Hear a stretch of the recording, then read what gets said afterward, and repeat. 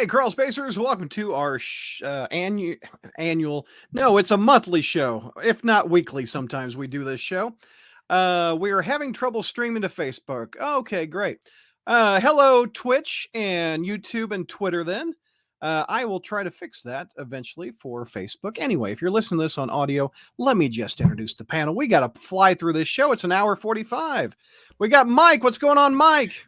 Hey, Brad, nice to be here. Granted, I wish it was probably better circumstances to get what's going on in the world, but it's just a good time to escape from what's happening and everything. And hopefully we can brighten people's moods and stuff like that, because I think we all need it at this point. Yeah. Talk about Spider-Man with your friends. Absolutely. That's yep. Speaking of our friend, we have Booze Boy, Neil. What's going on?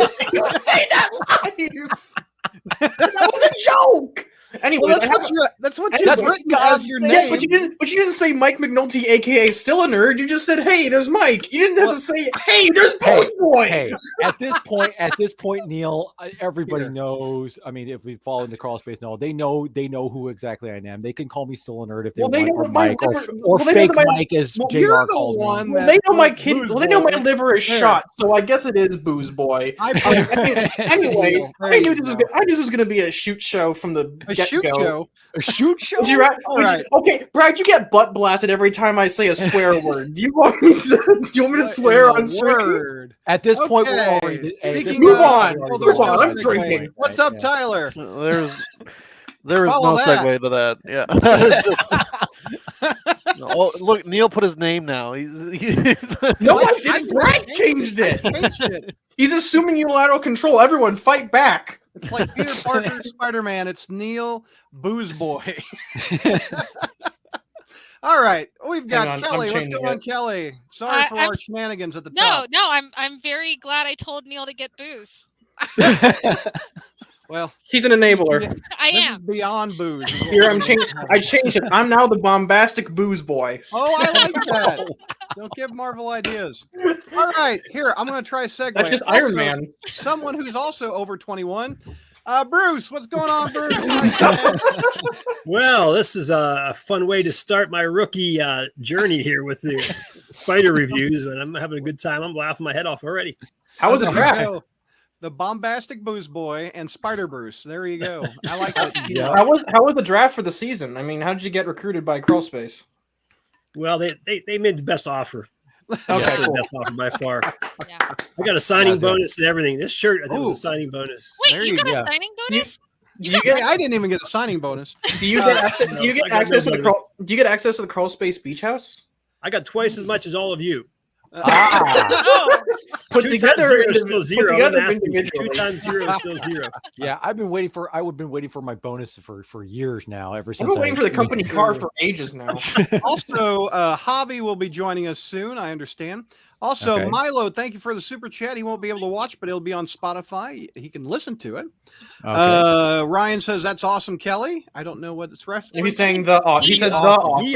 The awesome crew. Not only awesomeness. Thanks. Not only can Brad not allocate books correctly, but I have a very glittery Spider-Man on my shirt. Yes. Oh, you interrupted Neil. He was insulting me. Go ahead.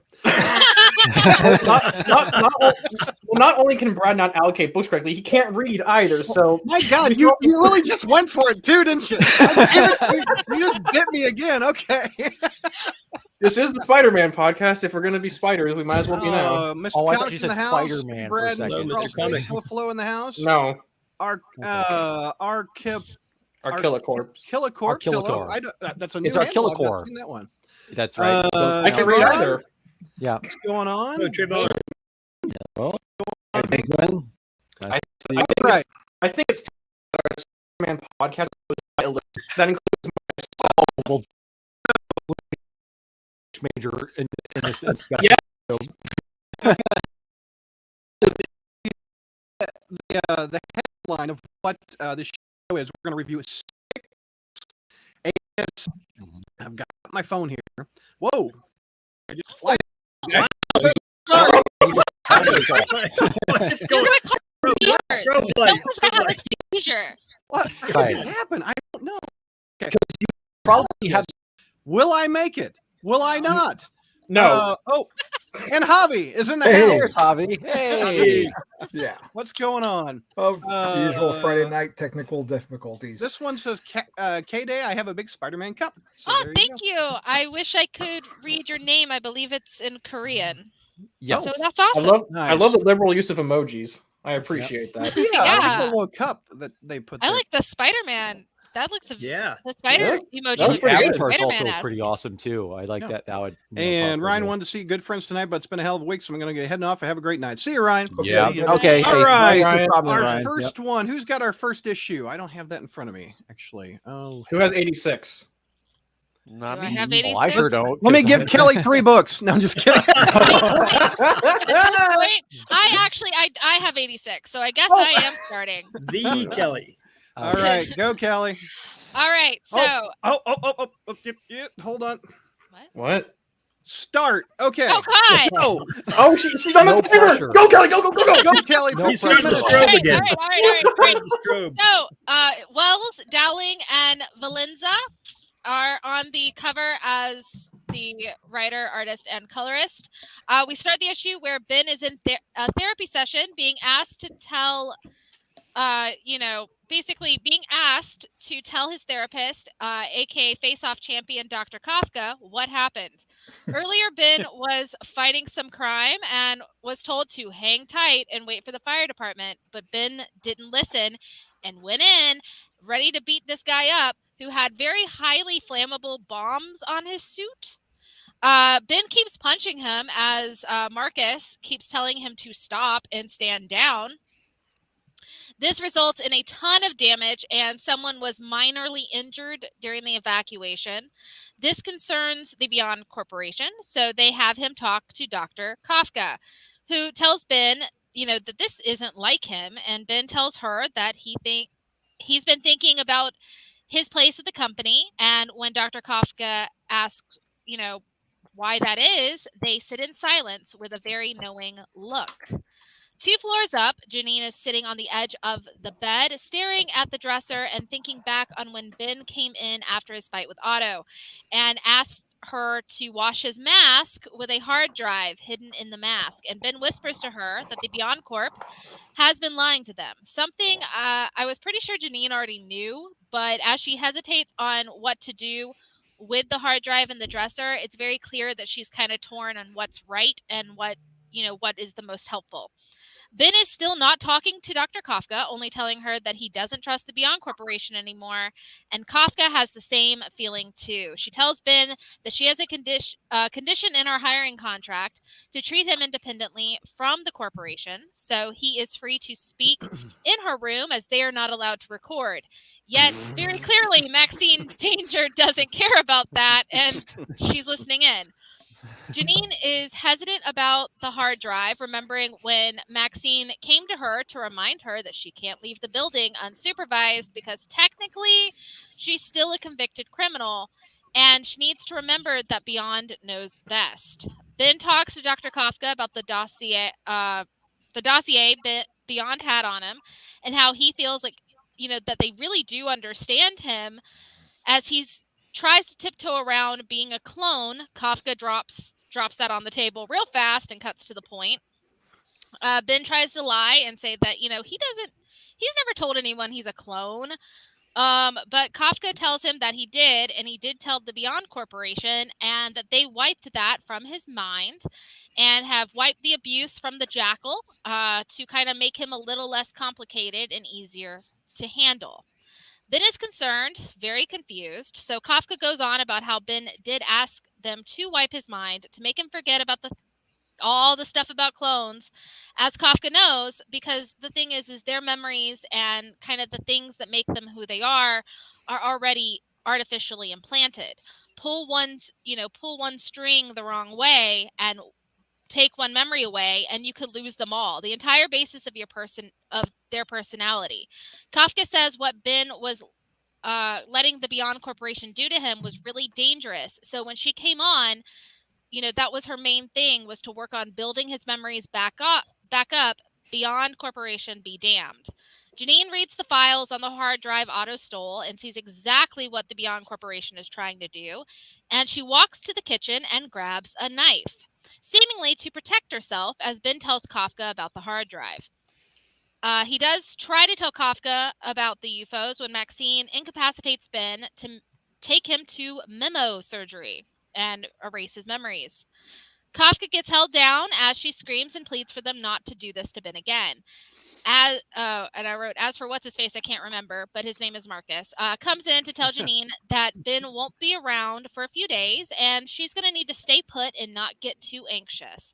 Janine tells him she just got out of the shower, but really she's packing a bag and waiting for her moment to remind the Beyond Corporation that, yeah, she is a convicted murderer and maybe they need to stop telling her what to do.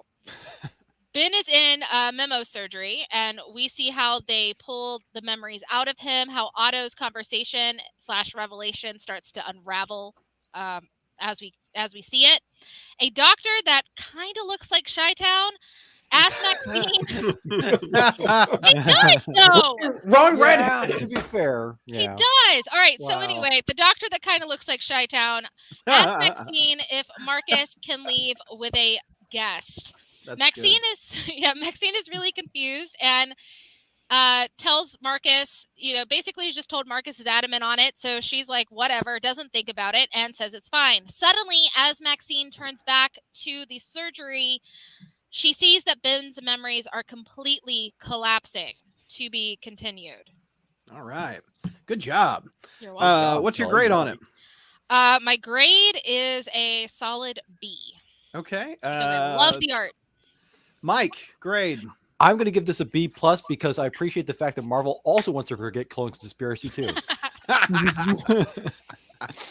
Nice. Neil, bombastic booze boy. God damn it. I'm giving it a B- because people want to forget, because Marvel seems to forget Spider-Geddon happened. Yeah, they do. Bruce, what do you give it? I'm giving it as B-. B-. Tyler. I'll give it a B. Javi. A-. Whoa! Did you say A-? Yeah, Yeah. he did. Ooh, As an nice. apple, Okay. as an I get- amazing. Hey, Brad, what flavor of D do you give it? F and U. I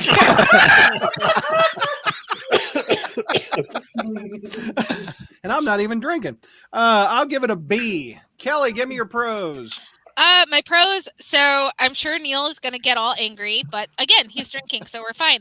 He'll forget it. That's right. I really like the art, and I actually like the muted color palette with the art. I think that it's really, honestly, it's really pretty. Yeah. And then I actually like that we're finally getting some solid story when it comes to this, because a lot of times it's been action and little bits and pieces, but now that we're getting towards the end, we're finally seeing what makes this story really tick. And I'm sad that it's taken this long, but I'm glad that we're getting there now. And so I really like how the story is set up and planned. It's a solid story.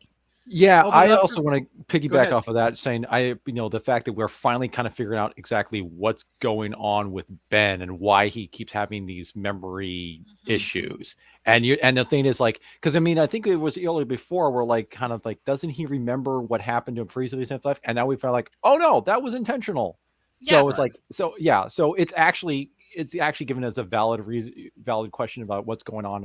If questions are being answered here. And so you're kind of and granted, you're kind of thinking to yourself, and it also kind of explains why he would have been continuing to work for Beyond, because you're realizing, he pulled basically, to pull a Total Recall reference. He pulled a Dennis, he pulled he could have pulled he pulled a Hauser to become Quaid, essentially, in a way. I mean, it's he's Blade. Was that Blade Runner? Was that? No, Total that Recall. was Total Recall. The Total other Recall. Total Recall. Yeah. The other Philip K. Dick, Brad. Okay. Yeah, but it's also, it's a lot like Eternal Sunshine of the Spotless Mind. Yep, I've seen that one. It's a very common sci-fi movie trope, so it makes sense that it's here. Ben, get your ass to Mars.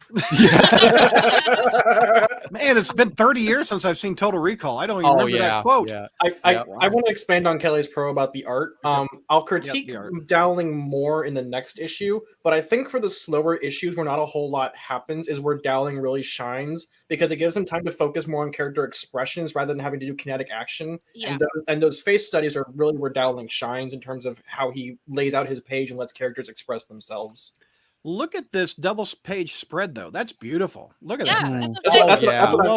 That's what I'm saying is that, like, it's one. I'll talk about it next issue, but like, Dowling does a really bad job of displaying how much damage is done, and these pages where like it's just a character in X environment is where he gets to kind of his strengths are more. It's more like a close-up situation. He's a very pretty artist, and so a lot of times that takes a lot of time. And so when you're on a deadline like this, especially with action shots with a lot of details in the background, it's not always going to be the best work. Yeah, so it's fast. Yeah, you want it good or you want it fast? Yeah. So, Tyler, have we said pros out of you yet? No, I mean generally the same as everyone else, but I also do like that I like how cartoonishly villainous that Beyond is at this point. Like, not only are they obviously listening in, they're like, yeah, of course we're listening in. Like, we lied to her. And then not Americans. So not only does she not realize they're listening in, she doesn't realize they have a dart gun installed in her room. Right. Oh yeah. Brad, stop taking photos. The Nerf gun. What did it flash again? Yes. When I turn the phone on, it must look like it's flashing. 4 minutes. Any other pros? Let's get to cons. If not, I've got a pro. Go ahead. The cover. That was beautiful by Art Adams. That cover is really all good. these Art Adams covers have been really phenomenal. But I just like how Javi, I couldn't hear you. What?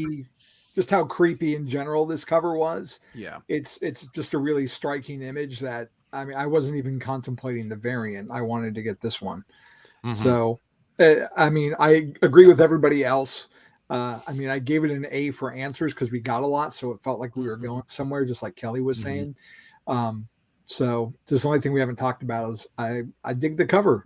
Everything else was the good. cover's really pretty. And thanks to Muhammad, every week he puts up the variants, so that's a good looking cover too. Yeah. Oh yeah. And this is very much it's a Mike McCone looking like the Mark Bagley from the 90s. Symbiotes on that at all. That face looks funky. Why does Venom look like an anteater? Is that supposed to be like a Maximum Carnage? No, by the way, I'm using all previews from the crawl space because Comixology sucks now. I can't show any 3-page previews, so we're keeping it in house on this one. I think we should be Kelly. Let me hear cons out of Kelly. I think most of my cons are just kind of the same thing that I've been saying about this whole run. Yeah. I don't think Ben is a strong enough character to hold a story this long. And I don't, especially not right now with him literally having his memories being wiped. That's the point. So what is the point? It is the point, but that's the thing is that I want to get back to normal essentially. And it's like, I'm glad that we've had this break. I'm glad Peter gets this break because he has been down, like it has been rough for a while for him, but I'm ready for that fresh restart that they keep promising us, and I'm ready to be done with Janine and Ben for a while. Why is that phone constantly flashing? Brad, put your phone down and turn it off. I've got my stopwatch going. Stop it! Every time I tap it, it flashes. Get some help. Just here. I'm going to use keep it a over Google here. tab. Brad is the person in the theater who keeps replying to texts. out of the theater and my turn off the flash, you moron. I don't have the flash. I'm just turning it on. No. It's that meme of like someone's at the Force Awakens and like someone's flash is on. They're like, turn off the flash, you moron! Just as the 1 minute 55 fast with the cons. Go. I will say another contest. It's probably going to come up later in some books. Maxine Danger's. Does anyone else find Maxine Danger's characterization a little bit inconsistent here? Because first it sounds like, she's like, I'm super on top of everything, and now it's like, I don't care what happens with it. Is that stuff like, No, because she's very clearly a afterthought. She looks like Max from Batman Beyond. Oh yeah, that's good. Yeah, actually, Maxine, I think it's great because that makes Maxine Danger the epitome of gaslight gatekeep girl boss, and I think it's an amazing. I'm over 30. What does that mean? Don't worry about it, Brad. It's live, laugh, love, but the reality For of it. millennium. Yeah. All right. To my other over 30 brother, Spider Bruce, what's your cons? Get rid of the teenagers. I want to hear real opinions. I'm young now. Yeah, I think me and Javi and Bruce are hanging out at the over 30 crowd. I don't have much more to add except what Kelly was on to there. It's hard to really care that bad things are happening to Ben because they didn't build him up enough to care about these bad things happening to him. So that's hard to, hard to like sympathize with Ben at this point. Lord knows they had enough issues to do it. Every week an Amazing Spider-Man book is out. I have a con actually. Yeah, but they're not all about Ben. So I mentioned earlier that they forgot Spider-Geddon happened, and I bring that up because like Spider-Geddon made an explicit point of stop it, Brad. Did it flash again? It flashed. Yes. But if you watch this back, Brad, you'll see all the flashing. But the Spider-Geddon went out of its way to say, "Hey, Peter, I'm not evil anymore. I'm a good guy. I promise." And they're acting as though like Ben never got over his abuse from the Jackal, even though he did. So, stop it! Put it down. Oh, it's going off. Time's up. We're up to number 87. All right. Who's got this one? Let me look. I got it. So Amazing 87 Legacy. Hey Siri, set a timer for 15 minutes. Just use Google. Oh, not looking at my phone. Stop this. Contrary to the inside of the issue, this was written by Jed McKay. Carlos Gomez was the artist, and Brian Valenza was the color artist. Over the course of a week, Captain America and Black Cat put Peter through a rigorous training program in an effort to give him enough physical rehab to safely wear the webs again. In the meantime, Ben, having some of his memories removed, is being evaluated by Beyond's medical board to see if he's ready to go back into action. Maxine threatens Dr. Kafka with Norman's sins, in addition to threatening her with a lack of civil rights. MJ, in a Black Cat costume, gets surprised by Janine, who has escaped from Beyond with confidential information on a disk drive to pass on to the world at large. So, Brad, if you want to throw up my one panel I sent you, give me a minute. We'll get into pros. Let's see. Your one panel. Which one do you want? Where? Here, I've got this one. I can't see that.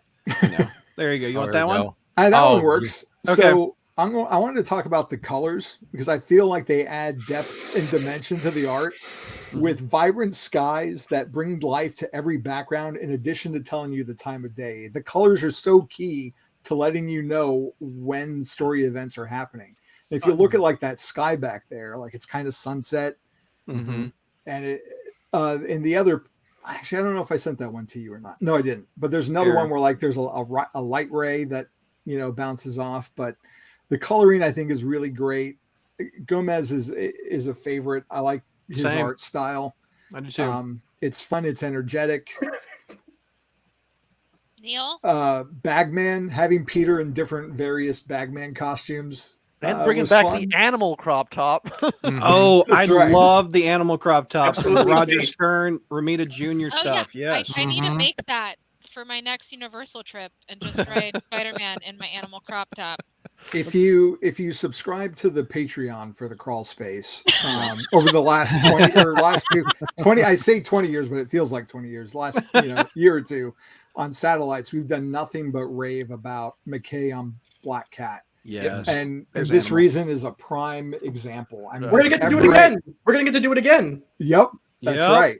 Yeah, boy. Mm-hmm. Iron Cat. But every little bit that he does for everyone is just in character, be it Cap talking about his war experiences, Peter not wanting to give up and claiming the mantle of Spider-Man, Black Cat just being Black Cat. She's caring, but she's pushing him to his limits. Yep.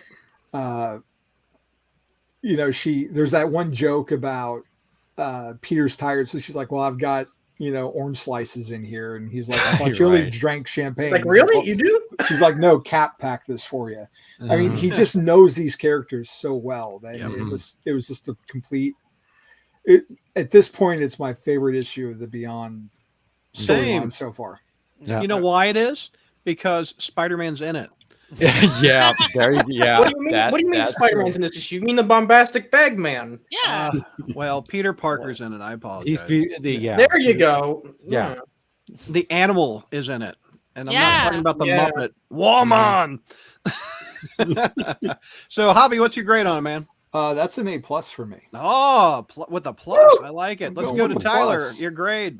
Yeah, this is a perfect issue. A+. Kelly. A+. Spider Bruce. A+++++. Ooh, Nice. Neil. We going around the horn? A+. Ooh, Mike. Can we do it?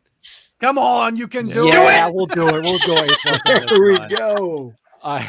Also, Hornacek said I think the I plus was is redundant, thieving. but that's okay. All right. Am I going to make it the first review, I think, ever on this show where we all have the same grade? He's not. Yes. He's just going to do it despite Yes, us. A+. I'll give it to you. Yeah. I like this one a lot. Yeah. A Yeah. lot.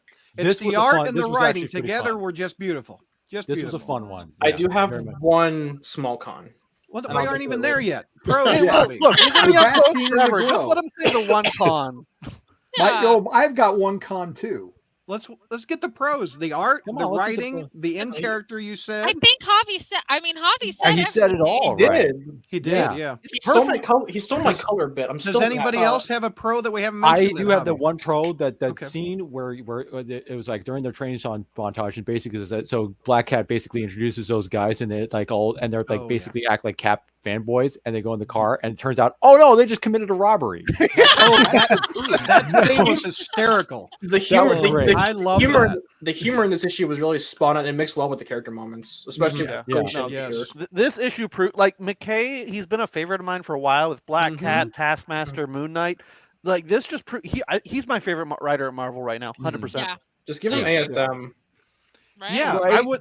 I would love that.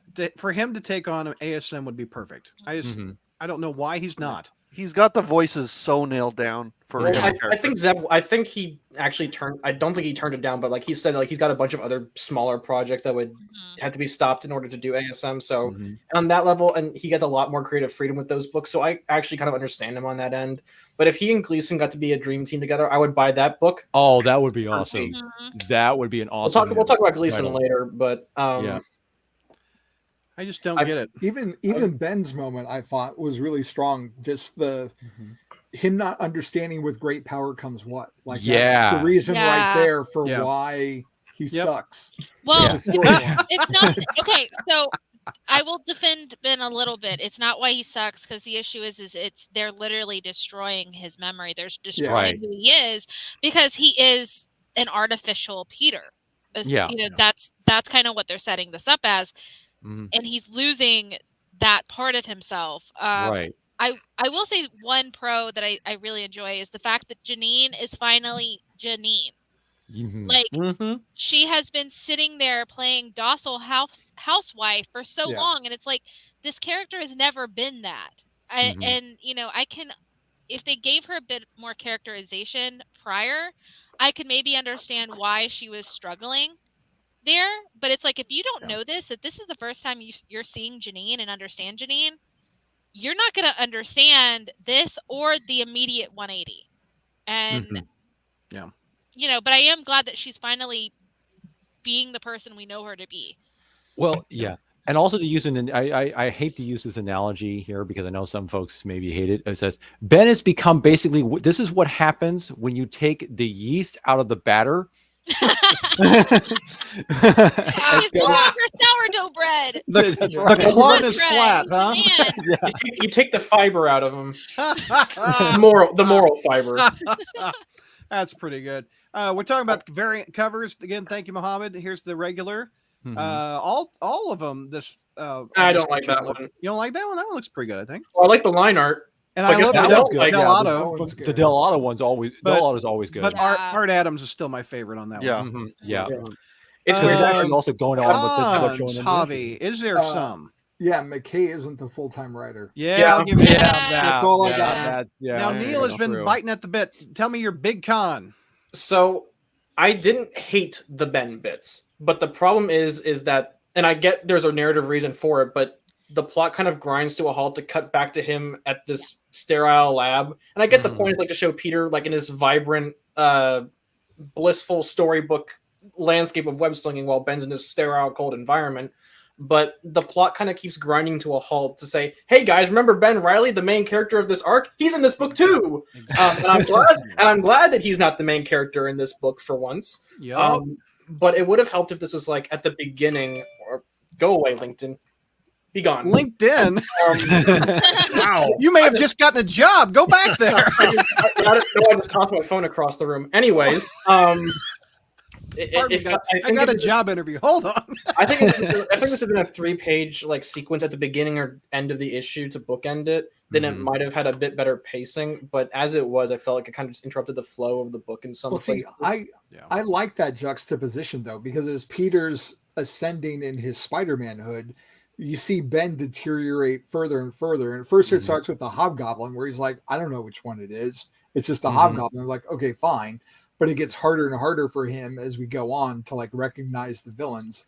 And then we finally see just like that big hole. So I liked how they. I understand the narrative reason they did that. I just, whenever I was reading, I was like, I'm really getting into this. Like, Felicia's doing a robbery, and it's like, oh, okay, we're back to Ben again. Ooh, exactly. Just kills it, doesn't it? I got bored. Not bored, but like it's just like, oh, okay, we're back to this again. Go away. Yeah, Hornacek's right. I did get a notification for a job offer on another podcast. They let me talk about colors there. They don't make fun of me for it. I'm taking a new podcast from Crayola. we talked about colors here. Hey, Brad, don't. Is that just straight booze? No, it's rum and coke, but it counts. So, anyways, I would take a Crayola podcast in a heartbeat. They would give me free crayons to eat, and I wouldn't have to feel bad about it. Oh my gosh. Oh yeah, Hornacek just said that. Is that where you got the joke? Yes. Yes. I literally said it was from Hornacek. I didn't even hear that bit. I'm like, are you plagiarizing the chat? I mean, what are you doing? Too busy checking his timer on the phone. Hold on. 4 minutes. Of which, my God, Brad just blinded himself. What's wrong with you? Anybody got any other cons? We could save 4 minutes if we keep going ahead. Yeah, I'm trying to it's hard to kind of think of one at this moment because I kind of such a like good issue because I did like actually that juxtaposition between Peter and Ben in this issue, and so especially when Ben can't even finish the part about with great power there must also be great responsibility. But the guy, especially when the guy who was the lab tech, who you can kind of tell was looking up, who kind of looked up to Ben or something in some weird way because he's kind of like, oh, if I'm nerds can make it too, and then it just felt like McNulty. That's me. Yeah. Okay. Oh, okay. Never mind. The lab tech was that the one that looked like my? Yeah, that looked like Chi-Town. I think that was the one that looked like Chi-Town. Oh, it looked like Chi-Town. At this point, it is Chi-Town. Okay, let's just call it Chi-Town. Yeah. Chi-Town, the lab tech, who basically we never knew you. Is this Chi-Town's guy? Evil corporation. So, but they don't have letter pages anymore. They got to put them in the book somehow. Exactly. I think it's a great compromise. If Chi-Town can get into the letters page, the least he can do is be isekai'd into the story. Mm-hmm. He can be what? Isekai. It's a Japanese word. Don't worry about it, Brad. It's got more than 4 syllables. It's too hard for him. Oh, shut up! You keep drinking. You are going to have 4 syllables. Bruce, any cons? Any pros? Anything? It's just such a good issue, and also like as a companion with the Mary Jane and Black Cat, those 2 issues just brought my hopes back up for Spider-Man comics. Oh yeah, those 2 issues combined. Was this the issue where Mary Jane was in the Black Cat suit? Yeah, that was the one. It was on one of the reviews on the crawl space. Someone said that's the next cosplay. Someone's going to do a Mary Jane in a Black Cat. Peter said that like the day of. Oh, they have. That's the thing. Yeah, I don't know why everybody was acting like, oh, that's next. It's like. They've already done it. It's already here. Kind of done it already. Yeah, that's funny. Look, if I had to make up a con, basically, it's the fact that with all the clones in the Marvel universe at this point, how do clones not have rights at this point? Right? There's senators who run. There's senators who run an anti-clone legislation. Now, if they were X-Men, Tyler, technically, since all the X-Men now are technically kind of clones because they keep dying and being that is true. I didn't even think. Yeah, but they're keeping that secret though. So that's true. Yeah. Here's a dumb Hornacek question. has a good line about how it's a shame no letter pages for Beyond that they can't post all the positive feedback. What, Kelly? I was gonna say, if I have to make up a con, my made up con is why is Chi-Town in these books, but not us, not the rest of us, just Chi-Town. We know why. You were in nonstop. Hey, I had a name. My last name showed up in the book once. I was in Spencer's run. So. Your last name was in the Amazing Spider-Man? Yeah, I rember it was during Spider Island. One of the characters was named. One of the cops' name was McNair McNulty. Oh, I don't remember. But it was actually reference to from Jim McNulty from The Wire. Yeah. Oh, that's funny. Yeah. Aunt May went with Mr. Negative down the crawl space, and it was in all caps. So I take that as a sign. All in all. All right, we're moving on. I already made my cameo in Spencer's run, so we got 88. We've got Tyler with this one. Take me through the Goblin Queen. I mean, the Queen Goblin. Sorry. Yeah, Queen Goblin. Very big difference. One of those. Yeah, because this isn't Fury. This isn't Elan from Spider-Man. Right. Mm-hmm. Okay. Queen Goblin. Sure had to do it. So, I mean, we start up. They're like, all right, so what did Janine do? And she's like, she didn't tell me anything. Just Ben doesn't really know where she went, really. But, I mean, granted, we know that Ben, told her to just gave her the drive and whatnot, but because they're trying to find the drive right now. And they decide to unleash their Queen Goblin. And so we find out that Maxine, she has given Norman Osborn's sins to Kafka and turned her into a goblin. So I guess sins can just turn you into a goblin now. So concentrated Norman Osborn juice. Amazing. That sounds awful.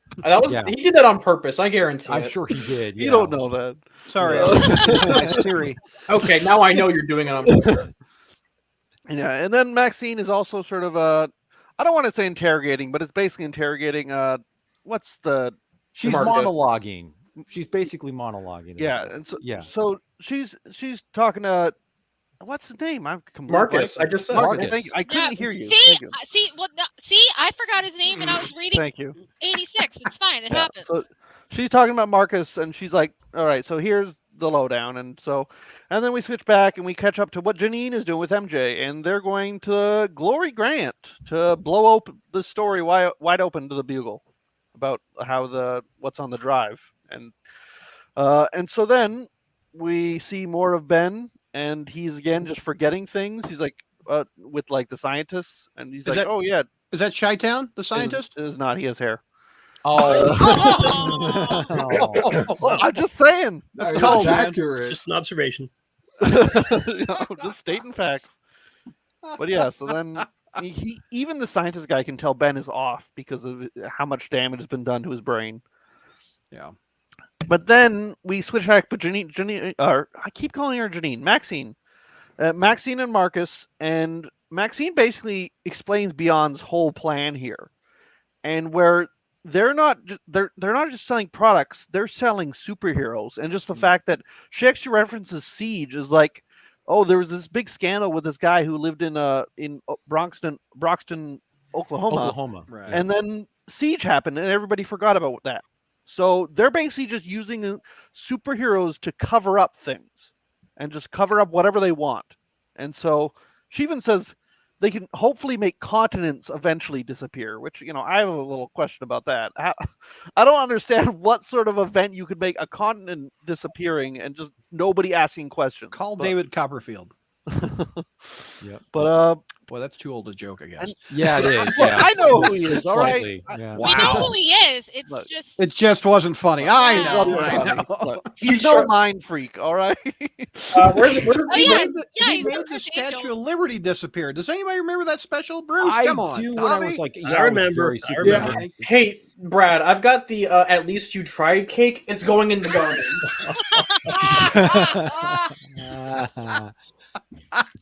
That's a good deal.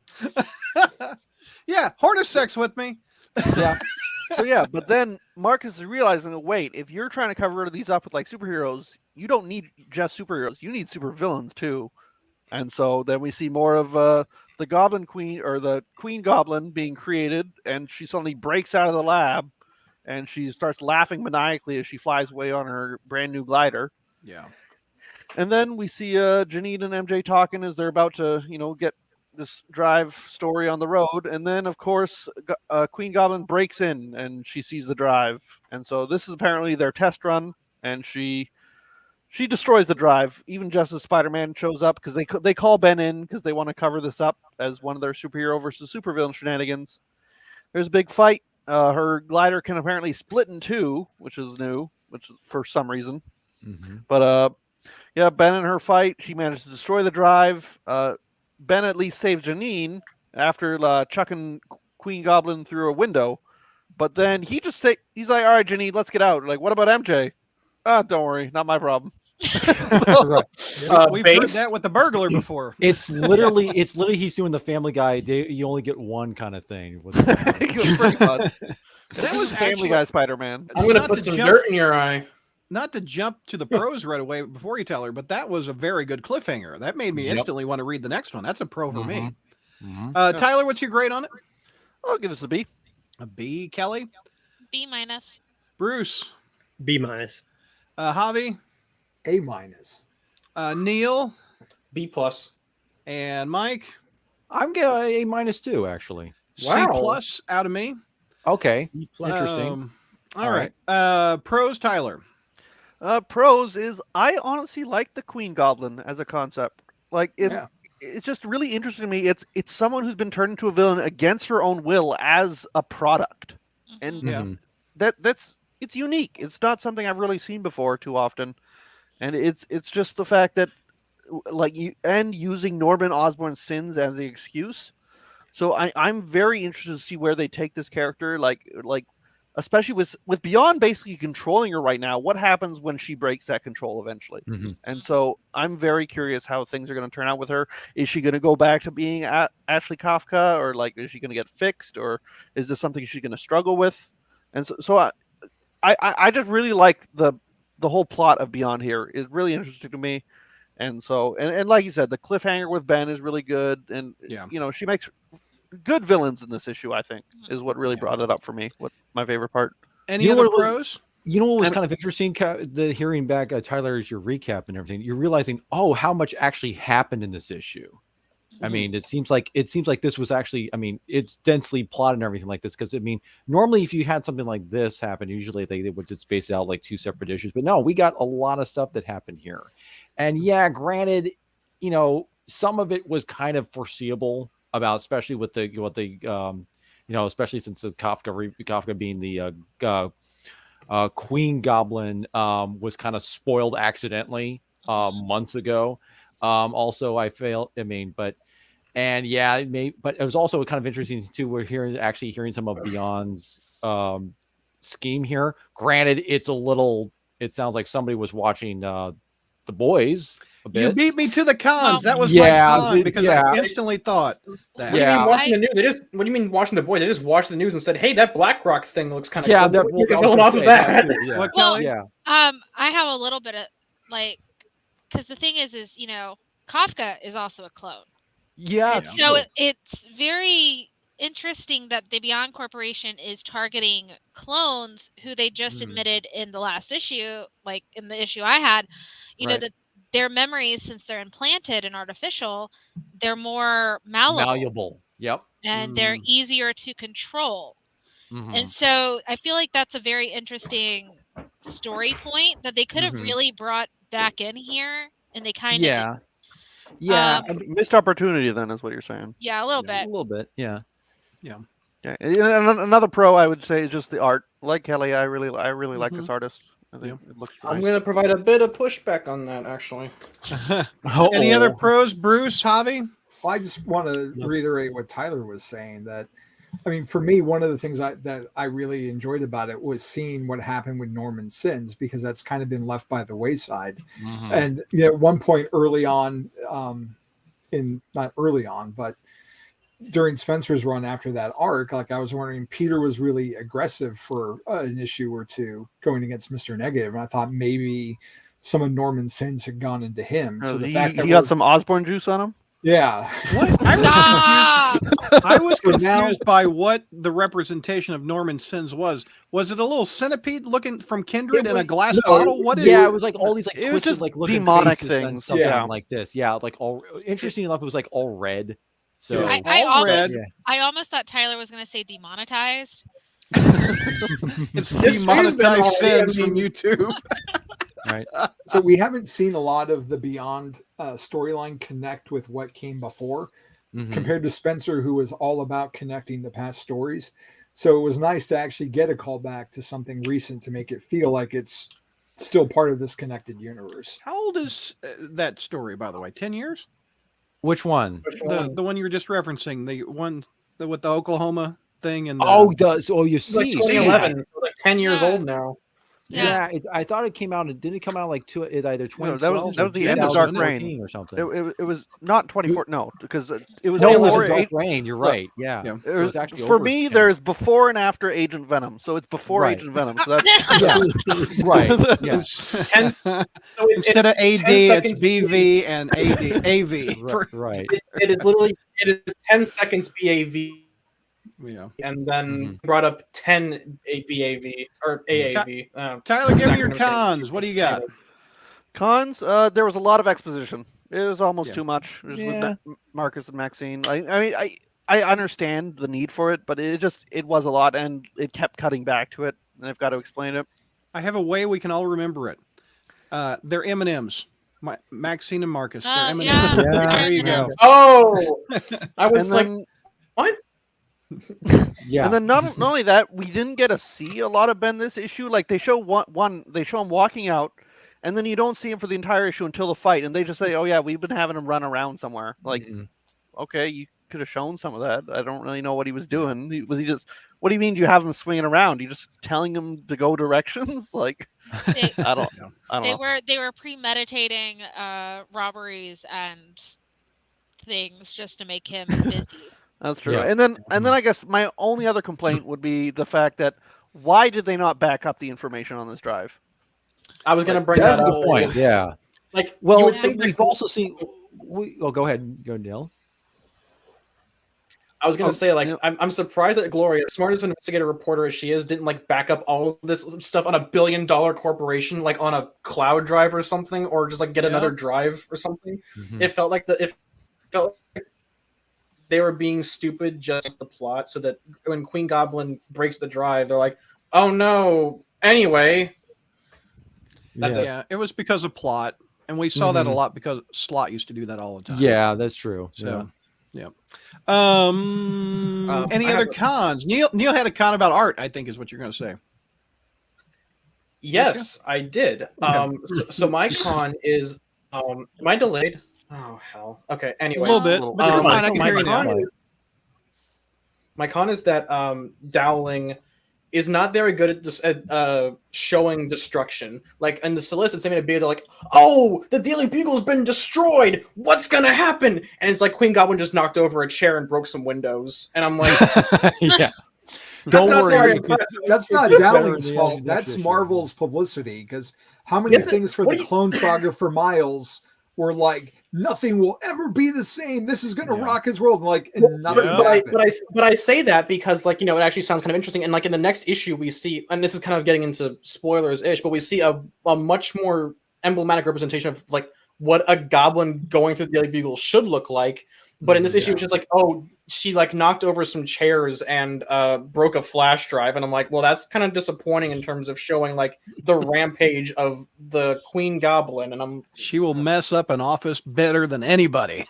I'm like, boy, the monarchy be really failing on this one. Jesus. Yeah. Bruce, any cons? Well, I would like to see Kafka actually being transformed. We never see that.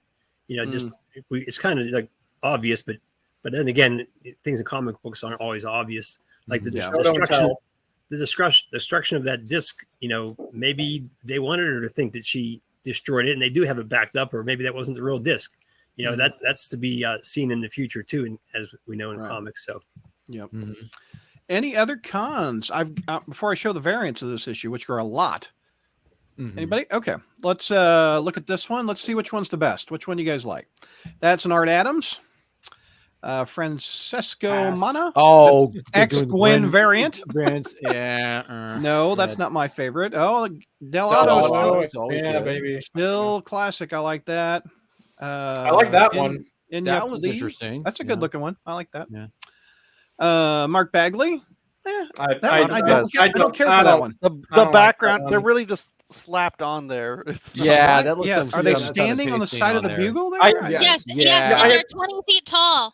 Yeah, no, Kelly, you got it wrong. I appreciate them going to the Derek Zoolander School for kids who can't read good and want to read other stuff too.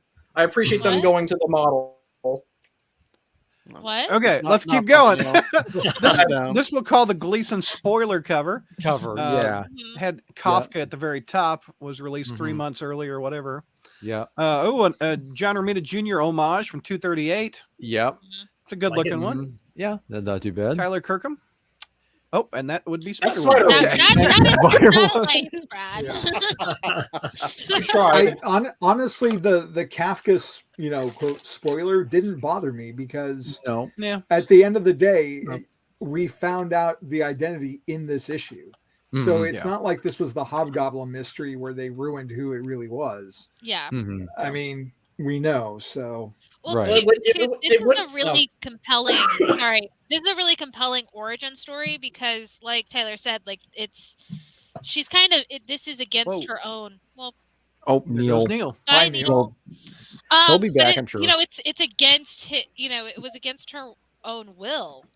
Yeah. So, to me, that's kind of where that aligns a little bit differently. It's like that we didn't get spoiled on the story and on what it actually does to the character. We just got spoiled on who it is, which I don't think was the major point of the villain anyway. Yes, seeing the context is much more interesting than just knowing who it is. Right. Okay, Siri says it's time to stop. We're going on to the next issue. Kelly, you did so good on the first one. And I forgot Mike was here. So, Kelly, I apologize, Mike. No, that's okay, because I actually didn't read this. So also, this will be interesting hearing this. This felt like torture. It did. Reading endorsement. So Kelly, take us through Slingers #1. Slingers #1, where there's no Spider-Man. That no one asked for. Exactly. 88 Point All right. Bay. All right, so really, it should be Slingers -1 because there's only 3 of them. Yeah, it's true. It's not all of them, and one is dead. One original Slinger is dead. But anyway, it's Thone, Toe, Balzita, and Campbell, and it's a colorist with the last name Campbell, and I forgot Jim Campbell. Yeah. Jim. All right, so we start with a flashback from King in Black. Because nobody but me read this one tie-in. And that's a you problem. Here, real quick, what if this was a King in Black tie-in and they thought, I can't sell a Slingers King in Black tie-in. Let's slap it on Amazing. I mean, they made so many different tie-ins. A lot. This was half a story in one tie-in. Yeah. So. Oh my god. Anyway, so we start with a flashback from King in Black, where a mother and her small child are about to be eaten by Null's symbiotic monsters when the Hornet, who I misspelled here, and I'm not gonna say what I misspelled it as. I think I know. So anyway, the Hornet appears and Sean Cornery. Basically, anyway, appears and saves them. This is a story that Hobby is telling Mindy and how he thinks his company can help the people when heroes like Spider-Man and the Avengers can't be there. His company that he's the president of is crowdfunding. So this is kind of like he runs GoFundMe in the 616. So he shows Mindy the story about a girl off of the website, Yasmin, who got hurt from a fight that the Avengers had with Kang, and her body is slowly being turned to crystal. ultimately, this is going to kill her if she can't find a cure, which apparently no superhero, none of the Avengers are even looking for one for her.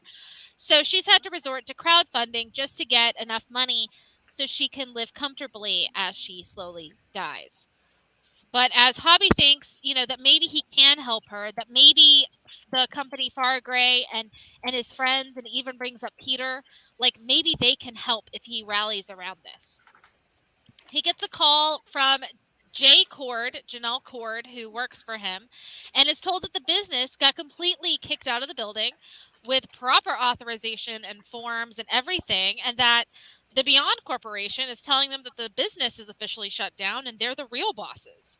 So Hobby and Mindy rush to their attorney's office and are really confused. And the attorney explains that while Hobby was just the president and not the owner, the company was a minor subsidiary of Stark International, who then sold to the Rand Corporation on Monday. And then within 10 hours, it was sold to Cali Bank Limited, who are the Beyond Corporation, because that's where they're doing all of their holding companies. So really, this is Tony Stark's fault. Of course. Base Jeffrey Thorne saying it's Tony Stark's fault. Awesome. We're back on top, baby. Yeah. So anyway, everything happened so fast that the attorneys couldn't get enough information to talk to anybody at Fargray. But hey, everyone's getting an insane settlement and exit package that's worth almost 4 times the amount. I think they say 3, but like the billion part, like it's almost 4 times the amount that the company is actually worth. And this sets Mindy off because like Hobby got 15 million. They're covering people for almost like 2 years and vastly overpaying everybody to basically kind of keep their mouth shut. Yeah. This is really suspicious. Like why? Like why would Beyond Corporation need a crowdfunding company so quickly? What's in Hobby's crowdfunding servers that Beyond couldn't get from them building their own crowdfunding? Like what's going on here? So we see that the Hornet does a little recognizance and sneaks into a building to maybe find this info out at the Beyond Corporation, and he takes some files home. He comes back as Mindy makes sure that it's very clear, like from her legal liability, that she didn't actually ask for these files. They're just showing up. She never asked. Right. Okay? But she's going to keep reading them. As they read the files, someone trips the alarm, and as Hobby goes to investigate, caught up in the alarm is Cassie St. Commons, a.k.a. Dusk, who I have not seen in God knows how long. 30 years, maybe? Mm-hmm. It hasn't been... Identity Crisis has not been 30 years. 30 years would be like... It's been a long time. 96, wasn't 96. Yeah, it's 2022. Okay. Don't sit there and make me almost 40. That's sorry. So anyway... God help me. So anyway, there's also an editorial note reminding us that the original Hornet, Eddie McDonough, was killed by Wolverine in the title Wolverine: Enemy of the State. So which I didn't. That one. I didn't read either. So cool. I did. It wasn't it Mark Miller and John Romita Jr. I think. Know. Yep, it was. Yep, it was good. Cool. I liked it. Mm-hmm. But cool. Go ahead. Sorry. We'll get into my Wolverine thing later. But anyway, Cassie followed. Yeah, I don't like Wolverine because I don't get why they keep like throwing him on Pretty Women and. Because he's Clint Eastwood with claws. Okay, because he's the best he is at what he does.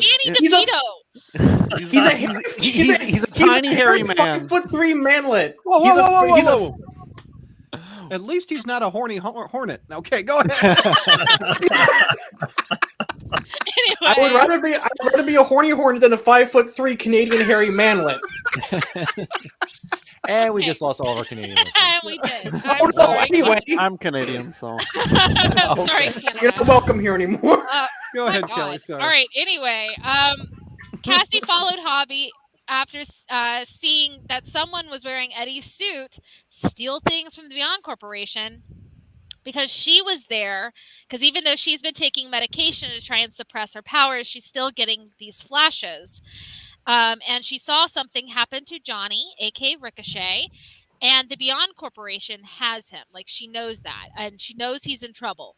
So when she saw someone in her dead friend's suit stealing files and getting into Beyond when she couldn't, She thought, you know what's a great idea? I'm going to follow him, break into his house, and ask him how to break into the Beyond Corporation. Real smart, really good plan. And so anyway, Cassie tells them, kind of, what she feels, what she's seen, and that she did get 2 words from her flashes, which was Croatoan Farms, which apparently has nothing to do with the mutants because it's a dairy farm. Anyway, and also referring back to a certain colony that disappeared and no one knows what happened to it except they had the word Croatan on the written on there. Yep. So anyway, Hobby remembers seeing it in the Beyond files. Another corporation Beyond bought for no seeming reason. He gets Cassie suited up in her dusk fit, and while Mindy researches the files, Hobby and Cassie go to the ghost town that the farm is in and find that they have a class 4 force field around a seemingly abandoned farm. Why? So Cassie still thinks Johnny is at the farm, so they go to get a closer look. They find that there's a lot of these like random monsters going around inside the farm with operators getting killed left and right, and Johnny is doing his best to kind of save the day. He's confused as to why Cassie is there and why someone is dressed as Eddie, as the Hornet, but things are pretty much insane and they just kind of have to fight for their lives. Operator 6 does his best to help Ricochet, and as Cassie tells Johnny, hey, you were gone for a week, Johnny claims he wasn't. It was only a day. And then Hobby and the operator, Elliot Swinson, starts talking wibbly wobbly, timey wimey. Like it's real science stuff about the time space continuum theories. And they managed to get the monsters contained. And then Elliot hands Hornet a card about the Beyond Corporation's hero unit, offering the Slingers a new job. And that's the issue. Oof. All right, what's your grade? Oof. I gave it, I have to look back at my notes, but I think I gave it a C, mostly because I gave it a B- to a C, just because I do feel like I definitely feel like an F or a C- would be too harsh, just because these characters did come from Spider-Man. They came from, Identity Crisis, and I get why they're in this tie-in, but I do wish that even instead of it being a dot beyond, which I think is what these are meant for, is supposed to be like tie-ins but not real tie-ins, it really does feel like they should have gotten their own Slingers tie-in, like a Slingers one-shot for this. Wouldn't have sold as well. Well, exactly. It wouldn't have sold as well, and that's the whole point. Yeah. Because it's like, sure, this is a decent little setup we're obviously going to see them later because we know what's going on with the Beyond Corporation. But the thing is they know that this wasn't going to sell. So why even put this in? Why even print it? Like on our, like, because Amazing Spider-Man is being released every week, essentially. That's why. Yeah. So we got what was it? I'm tired. C to a B? Is that what you said? Yeah, I'm kind of split between like a C and a B- because like I said, like the characters are good. They feel like themselves, which I think it's a long time that we've really kind of, seen these characters act like themselves when we have seen them. But the issue is that like, because they pull a lot of deep cuts in here too. It's really nice. It's just, again, this is a deep cut. It wouldn't have sold. Yeah. Neil, what's your grade? So I'm going to probably be I'm going to be meaner than you. I give Slingers #1 a D-. Okay, Bruce. Do you remember the old school system of grading with S and N? Yeah. Satisfactory and what was N? What does N stand for? Not satisfactory. Oh yeah. Okay. Oh yes.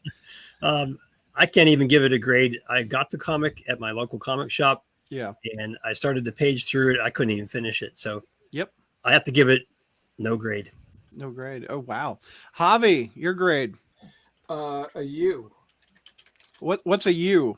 Uninterested. Uninterested. Yeah. I'll give it a U then.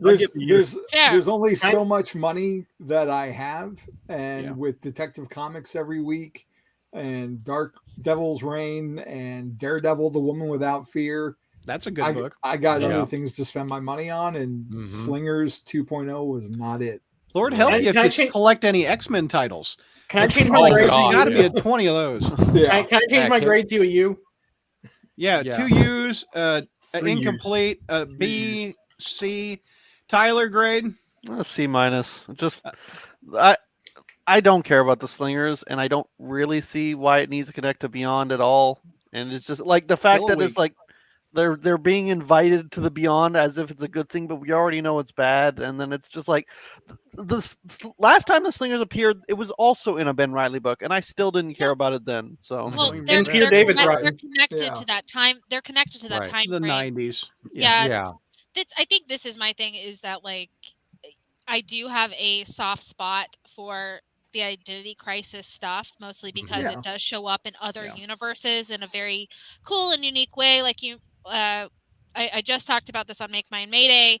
You know that Normie Osborn, when he's in the Venom he's in his Venom suit. He doesn't want to be called Venom, and a lot of fans, unofficially was calling him Dusk.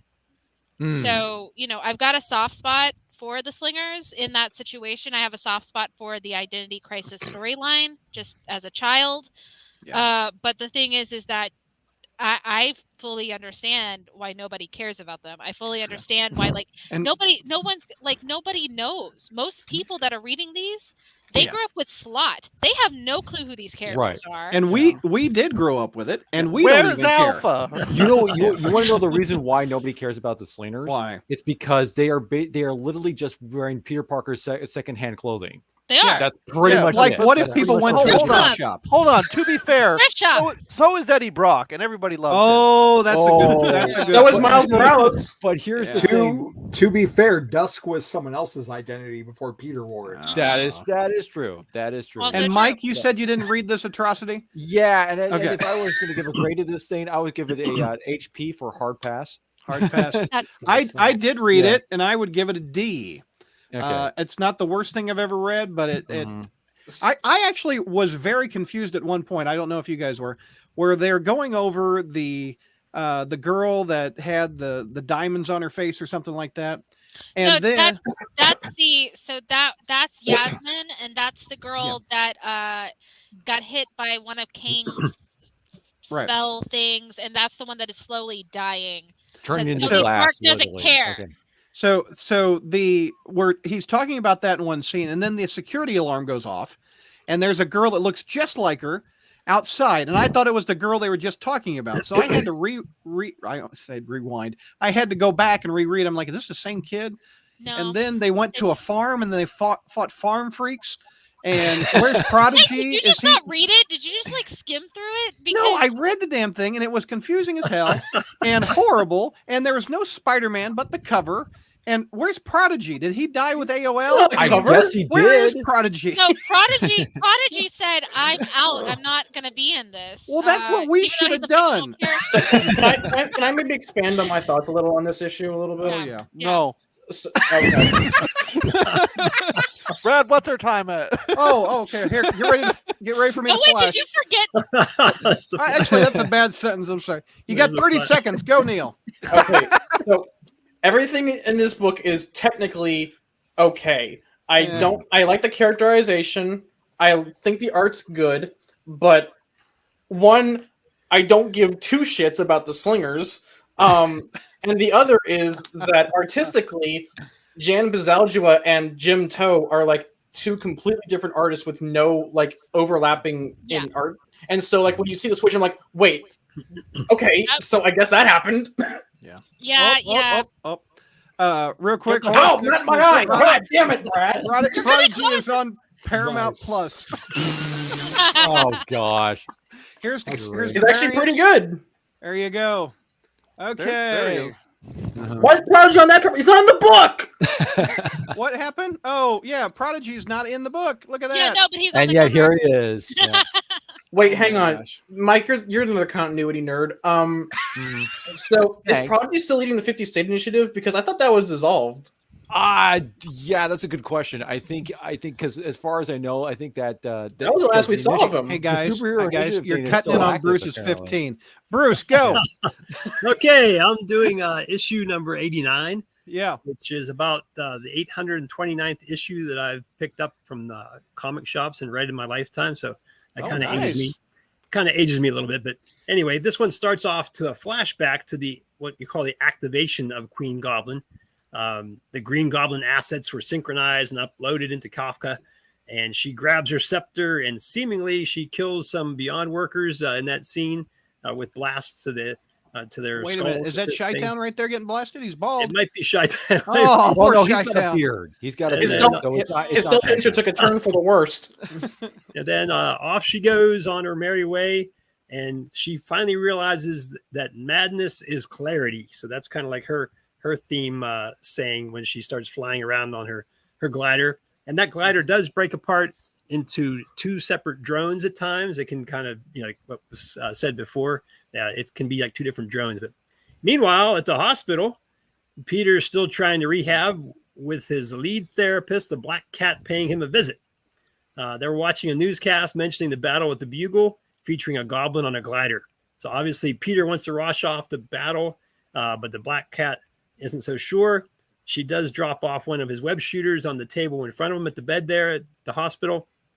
But she uses the other web shooter and just webs him up to the bed pretty good and telling him if he can get out of that and get the shooters, then he's willing. He's pretty much ready for the battle. So she takes like a off. Bill Matlow story from back in the day. Yeah. she takes off and he's there trying to struggle to get free. And back at the Bugle, bodies are dropping out of the building, seemingly to their death, of course. MJ's hanging on to some debris there, but the Queen Goblin scoops her up and attempts to use something called her Goblin Gaze on MJ. But Queenie gets distracted by another person crying for help from debris. She helps him by blasting him in the skull with a scepter. So he's probably pretty much toasted that scene too. So she's pretty brutal with her scepter. The Black Cat shows up though, freeing MJ from the Queen's grip, and the Queen unfortunately gets the upper hand on the Black Cat and finally uses her dreaded power, which she must say the magic words at the same time. Let goblins gaze. No, it's I stole this from Ghost Rider, is what this. Let goblins gaze. And now, hang on a minute. It's more effective than Dependence Stare at this point. So that is true. Yeah. Okay. That is true. Once she utters those famous words, "Let goblins gaze," several goblins then bring back painful memories of failures to the cat, including scenes of her relationship with Peter and her own father. The cat's free will is also taken away during the goblin's gaze power, and the Queen convinces her to jump off the glider to her death. So as the cat yourself now, yeah, as the cat falls, my joke. As the cat's falling, a web line snags her, saving her life. Spidey is high above the scene, up in the shadows at the top of a building, and the cat thinks it's Ben, but MJ knows the truth, and she blurts out, "It's Peter." So everyone around her knows the secret at that point. Everyone on the street, but he's still in his hospital clothes, holding on to the web line for dear life because he's still pretty shaky and really not ready to be a full-time Spidey at this point. When they get down to the ground level and they're all talking, the cat had some more items of his in a small bag, including his costume, the Spidey costume. Yep. And the cat tells Peter in a cold tip of the hat, "Face it, Tiger, you hit the jackpot again." Mm-hmm. So the cat asks Peter if he's sure he's ready for the Queen, and he replies in Mark Ruffalo fashion from the Avengers movie, "That's my secret, cat. I'm never ready." And he turns, he goes out for battle in a giant, glorious 2-page spread of Spidey back in action. But it's pretty much, a tip of the cap to the Avengers movie with Ruffalo heading off to punch the aliens in that scene. But so it's a pretty cool 2-page spread, and he's getting ready and crawling up the wall and off to battle. MJ's still worried. She asks the cat if she's sure if Peter's ready. The cat says, "Hey, the body and mind of Spider Hopper are both strong." And Peter says, "Don't worry, I broke out of your webs, didn't I?" And then there's a flashback to the hospital. He was struggling with the webs, and in comes Janine with a knife. She's good with those knives. And she cuts Peter free of the webs. That's how he got out of the webs. And she does introduce herself and says, "Hey, Ben told me where to find you." And ready or not, your friends need you, and so do Ben and I. And that's the end of the story. What's your grade, sir? I give that one A-. Okay. Neil. I'm giving it an A-. Let's go, baby. Kelly. B+. Bobby. A. Tyler. Okay, A-. Mike. Solid A, I think. B for me also. Oh, yeah. I can understand. Bruce, give me your pros. What do you like? Pros: interior artwork by Bagley. Yeah, no doubt. Yes. Also, absolutely. pros: no Ben in the issue. Yeah, that's a But there's Janine, who is the best part of Ben. Exactly. That's right, the best part. We finally saw the demonstration of the Queen Goblin's main power, that Goblin Gaze. Yeah, that was kind of cool. Of course, the last pro for me is the return of Peter to kind of full-time action. Mm-hmm. Yeah. Hornacek wants to know if that knife is the same one she used to escape beyond. I guess probably. So. Yeah, she's good with that knife. Where would she get another one, Hornacek? Well, the Williams-Sonoma across the street from McCarthy. I think I need to double check, but I believe she killed her father with a knife. Right. Of course, That's again, same knife. Again, well, it's not the same knife, but again, I do believe What if that it was? she stabbed her abusive father. Mm-hmm. Yeah. I want to make that clear. Like, she did this in sort of self-defense. So Yeah, no doubt. Right. Yeah. Pros, Bruce. You said Bagley art. Anything else? I said the demonstration no Ben. of the power and the Yeah. return of Peter. No Ben. What else hasn't been said for a pro? I would think probably the fact that you got I don't want to sound like I'm stepping on, like, I know maybe Ashley's watching everything like this. I like the fact that when the Goblin Queen uses her meme power to meme power, like you flash memes in front of you. Is no, the meme was basically, because there's a meme out there basically is like where the thing with the kill yourself meme. You should kill yourself now. Yeah, kill yourself now. Yeah, that's the kind of there's a meme going around like that. I did not know that. it's wrong to bully people, guys. Yeah, right. It is. Yeah. Anyways, it is. Anyways, yeah, her little 4chan meme power thing. Wow. So the thing is, after when she uses that, we get to see and having Black Cat having that sort of doubt about herself a little bit. I like the fact I kind of like that scene because it's showing that. Showing the little bit about some little kind of introspective about the Black Cat and her character, like that maybe she's not as because she puts on confident. how she puts on that front of her and realizing these deep reminders of those deep seated issues that she's got, and how she was, and initially too, it's like initially how I was also kind of annoyed at the fact that she kind of basically prevents Peter from going there and stuff like this, but then it's like then you kind of acknowledge that was a mistake thing and everything, and again. I just like the fact that we finally get Peter back up and ready in the suit. It was a good payoff finally that we actually got, He had to get out of the suit. It's almost issue 900. Yeah, we're about to reboot it with volume 6. It's time for him to get up out of bed. Go to work, kid. You say bullying is bad, but isn't that something you've exclusively been doing on this podcast to each other? Yes. How long? We get to do it. It's our power. I don't bully anybody. Kelly never does. I've got a bit of a. Well, that's true. Well, we still have a little bit of the show. We could bully.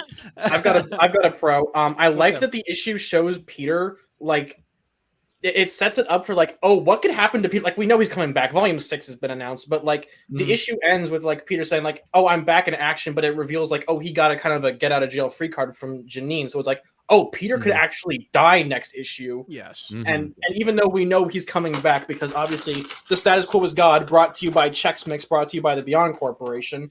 I think it's good that Gleason has the ability to get as hyped and kind of fearful for Peter's life, even though we know he's coming back.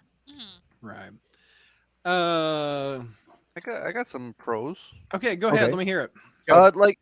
The Mark Bagley art is good. I still don't think he's good as he was in his prime, but I will say I think my favorite part about it is some of the dynamic pieces and panels are it's not just a normal fight scene or whatever. There's the teardrop and then the web going through it and the Spidey climbing up the wall like that is just great looking. I love these dynamic angles. Bagley really got to be out of the box with his material on this one. I think that like the limited time he's on this book is giving him a lot more time to kind of play around with angles and how he expresses. And he was itching to do that double page spread of Spider-Man going up the wall like that. Yeah. Right. I mean, that was that was cool.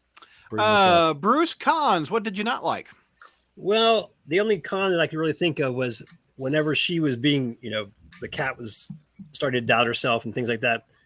She had a part in that where she thought her dad was disappointed in her. And I can't remember her ever having that kind of dynamic with her father. I thought they were always kind of cool with each other, but they are. But to be fair, I mean, in terms of Black Cat's history, I mean, the reason why she went into that life and everything is basically try to emulate her dad. So it's essentially she's trying to live up to his kind of legacy and everything. And the fact that she's getting that point about that you're not going to be, you're not, just as you weren't good enough for Pete, just as you weren't good enough for Peter, you're not good enough to actually live up, your disappointment to your own, like you're not living up to the legend kind of thing. So Javi sent me the picture of the Bagley with the web and that looks really pretty. Did anybody else have a problem like understanding that those were tears and she looked like closer at the artwork from before that, like they were coming out of her eye? Like it was hard for me to see that at the beginning, but of course when you look back you can see it coming out of the corners of her eyes. But if you go up a little higher, Brad, maybe there's a earlier picture where you could see it coming out of her eye. I will say that third panel out of context could be misinterpreted. The way that how the touch. Oh no! I've seen it now, but I can't unsee it. Brought to you by the Hornet. Brought to you by the Horny Hornet. Brought to you by the Beyond Corporation. I had a pro to bring up really quick. Okay, go ahead. Since you forgot about me. Javi, I forget about everybody. Don't worry. It was just your turn this round. He hates us all equally, right? I do. If you think about like artists who become writers, it's a mixed bag. If you think about like Todd McFarlane's first 5 issues of Spider-Man, Doom. So I think Gleason really shows that he's got talent on both sides, and I really enjoyed how he paced the end of it. Like Bruce pointed out, he had that Avengers moment. Like the whole second half of this issue kind of felt like I was watching a movie. It was just like these big epic moments, and it was just fun. Like that's why I gave it an A. Like I thoroughly enjoyed the whole thing. And the only downside was some of the coloring and the red noses. Any cons that we haven't mentioned? That we haven't mentioned, Neil. Javi beat you to it. Well, no, just to expand on that con specifically with the colors, like every single panel of someone's nose is red. It looks like they all have colds. It's really bad allergy season. They got that Tumblr nose. They're tired of being in this storyline. They're ready to move on. They've all had a lot to drink off panel. I don't know. It was very noticeable. Yeah. Let's look at the variants of this one. Let's see which one you guys like best. That's a good looking one. But I like that one. I think that one is cool. I wanted that one is cool. Yeah. Kind of the little Hamlet. There's only I love the ear. I love the ears on the visor. I love that kind of detail. I gotta go with Gleason on the winner on that one. Now see this on that cover. Yeah. I would want I personally don't want to ever deal with body paint, so I would not do it, but I would love to see, because that amount of detailing on her costume here is gorgeous. Like I would love to see that be brought to life and be a cosplay of itself. Yeah, it's coming. It's coming. If we ever get to a convention again, we might see it. Does anyone follow Gleason on Twitter? I do. Because he has like a little game every time he posts a cover. Like when you find the hidden Pat skull on the cover, you're supposed to reply back with the skull.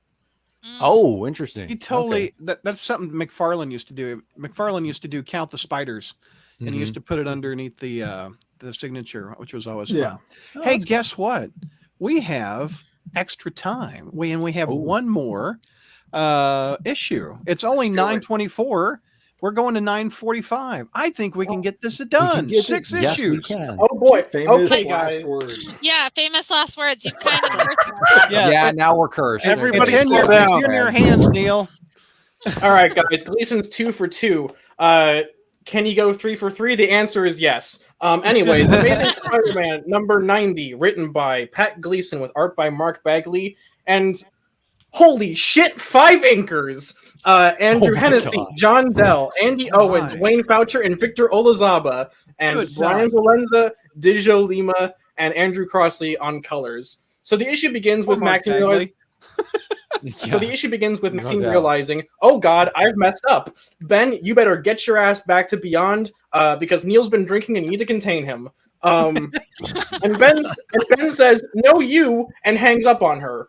Janine says, we need to go maybe save the building being 9/11 by the Queen Goblin right now. Oh my And God. Ben goes, Neil. Wow. I'm going to go fight the Beyond Corporation. And Janine says, hey, guess what? Beyond Corporation was behind everything. So basically, she's just the reader at this point. She knew this was happening and saw it all coming. But Ben goes, hey, I'm going to find you someplace safe. And Janine says, hey, how about that hospital where your genetic host is conveniently at right now? And they go ride or die. So Ben and Janine say, we ride together, we die together. And they swing off, and it cuts back to the present, where Peter is somehow still holding his own against Queen Goblin, or as I like to call her, Gobby Mommy. Oh no! Gross. No! It's not Menace, Neil. Yeah. It's Oh not yeah, Menace. that was Goblin Mom. No, guys, do y'all not know genetics? Yeah. Mommy, But, mommy, like, Yeah. What is doing? But anyways, Art Adam covers, all right. All right, 2-page spread, beautiful looking. Wonderful page by Bagley. Peter's giving her some sass, and the fight continues. Queen Goblin decides, I've had enough of this building. Let's go burn some other ones. And she flies through an office building and takes Peter with her on a tour downtown, even going through Ben's head on a billboard. My feelings exactly. Peter makes an expense at Mac Murdock's expense about being the worst driver in the world, and she takes him through the subway system. How quaint. And what's that in the distance? A suspension bridge? The genders are reversed? We're getting a Gwen Stacy, boys! Let's go! And as Queen Goblin makes a sharp turn, Peter says, all right, time to let those G-forces give me an upper hand. And Queen Goblin grabs him and says, you should kill yourself now! And Peter's like, I feel really bad. I just saw Comixology's new UI. I want to kill myself right now. And he just lets Queen Goblin drop into the water. And what's that? I hear Adele. This is the end. Nice. Hold your breath and count to 10. Oh my God. So as Peter falls into the Skyfall intro, he hears inspirational words from Ben. Not Uncle Ben, but Ben Riley. Ben says, you know what? Kelly had to mute. She's about to spit diet This is the end. The Adele thing killed it. Yeah. She's spitting her Coke out. Kelly's done. She's coughing. It went up her nose. It went up her nose. It went up her nose. Okay. Kelly, this is the end. We're sending help, Kelly. We're sending help. But Peter gets a rude awakening. He doesn't fall into a montage of a mansion in the Scottish Highlands. Instead, he just falls in the ocean. He's like, well, that was kind of anticlimactic. Let me hear about this hallucination from Ben. And Ben says, you know what? When I was saying be amazing, I was talking about myself. Go be Spider-Man again, Peter. When I said be amazing, I meant Phil until 900. So Peter does a reverse dive from the Olympics, and Queen Goblin's like, well, what the hell? I drowned you. And Peter says, nuh-uh, get wrecked. And what a coincidence. There's a boat right there to save him. And the Queen Goblin says, we'll meet again, Spider-Man! And flies away menacingly. Meanwhile, back at Beyond Corp, Oh my gosh. Meanwhile, back at Beyond Corp, Maxine's like, how about our other asset? Queen Goblin's gone rogue. Maybe we should salvage the one we still have control of, kind of. And much like the garbage heap that is Ben Reilly as a character, he's on Staten Island. What a coincidence. So Peter gets off the boat. Wait, that's the Coast Guard. What was the Coast Guard doing out in the water? Oh my god! That's what they do. They what was the Coast Guard doing out in the water? But they were already there. Right. That's what they do. That's what they control the harbor. I guess they just saw Queen Goblin tell Peter. Who should have helped them? Space Force? I mean, come on. I mean, what I are guess you guys doing out in the water. Like, or something. And thus our time lead went away. Yeah. Our time. We've got 15 minutes. So, anyways, Peter said. I can't stop. Okay, I got it. So, Felicia and MJ give Peter Queen Goblin's VR headset from Facebook and say, "Hey, maybe you can use this to track her." But they don't get a live feed. Instead, they just get Maxine spouting BS into the headset and saying, like, "Hey, go to Backdraft in Staten Island." And meanwhile, at Staten Island, our local garbage heap, Ben Reilly himself, is contemplating his existence. Remember what they took from you. And he sees a picture of himself. His face is now the mask. Symbolism. Peter comes and gives Ben a little pep talk. In the print edition, the colors for their hair are wrong in one panel. That's great. And Peter and Ben say, let's go take down Beyond Corporation. Just try and stop me. Wouldn't dream of it, bro. To be continued. All right. You love that one. Oh, yeah. I'm giving this one an A+, baby. Let's go. Gleason goes 3 for 3. Are you really giving this one an A+? Really? Yeah. But the colors, Neil. Yeah, right? Wow. Actually, I didn't mind them. Peter's gloves were Ben's. Was that this issue? Or is that the prior? Yeah, I noticed that too. Okay. Man. And had the blue across the knuckles. Yeah. Yeah. Okay, we have an A. Is that what you said? A+. Okay. Yes, Kelly, can you breathe? You all right? Yeah. Okay. Your grade. I give it a B+, but Neil's retelling of it is Agreed. is deadly. Yeah. Deadly. A D for deadly, yes. Yeah. Bruce, what was your grade? A-. A-. Javi. A- because of the colors bringing it down. Yeah. Tyler. A for me.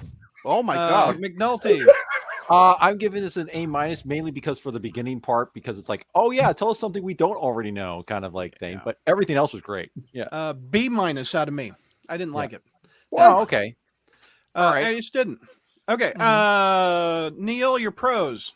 He left. Neil just kind of went off because Is he done? I think he's kind of needed. He's got that interview with LinkedIn. He needed to recover himself after that glorious got that interview with he did. LinkedIn. Oh my god. And the Coast Guard, evidently. See why I want to call him JR Jr. now because of that. Because that pros, was what do you guys like? What did you like about it?